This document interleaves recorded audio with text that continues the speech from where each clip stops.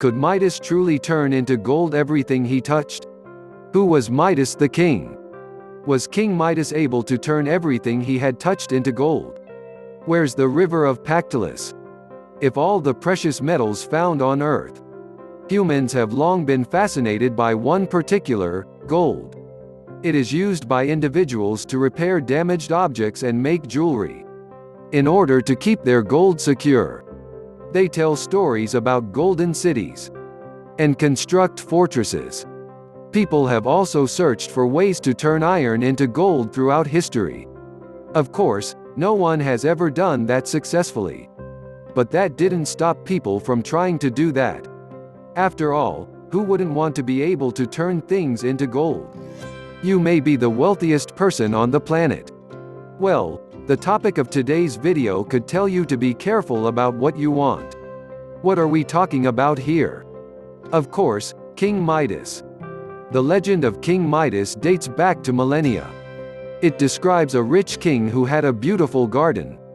One day, he took a walk in his garden and noticed a satyr called Silenus sleeping there. He felt unwell when the satyr awoke. King Midas had brought Silenus to the castle. He fed the satyr there and let him rest. When Silenus felt better, King Midas helped him to return to the Greek god Dionysus, who was his companion. The god was very happy to have the satyr back. Dionysus offered to grant him one wish to reward King Midas. With little thought, the king asked for the ability to turn anything he had touched into gold. How would you like to turn anything you touch into gold? It might sound amazing at first. Just think, everything around you might instantly be made from one of the most expensive materials in the world. This ability could lead to endless riches.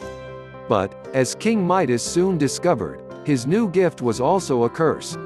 It turned to gold when he touched food. It turned to gold as he tried to drink water. Desperate, he asked his servants to pour food and water directly into his mouth. It all turned into gold, of course, as soon as it touched his tongue. The worst thing was yet to come. Unable to eat or drink, King Midas went back to his garden to think about what to do. He didn't know his daughter was playing in the garden, either. The girl ran up to him for a hug when she saw her dad. Before he could stop her, King Midas' daughter embraced him and turned to gold. In the end, King Midas returned to Dionysus. He begged the god to overturn his wish. Dionysus told Midas that all he wanted to do was bathe in the Pactolus river. The king had traveled to the river and had followed as he had been told. Immediately, the gift that had been a curse had vanished.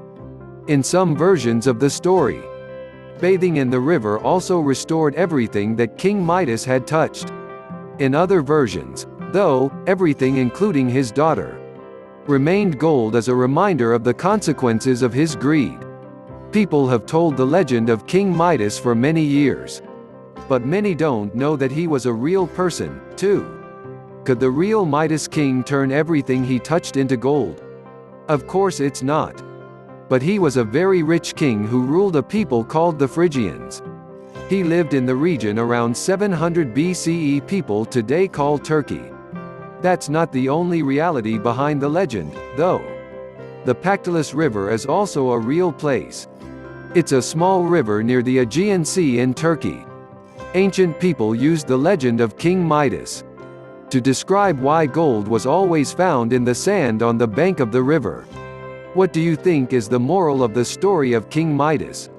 This is one story that has definitely passed the test of time. It has been passed down for decades. What do people learn from the legend today?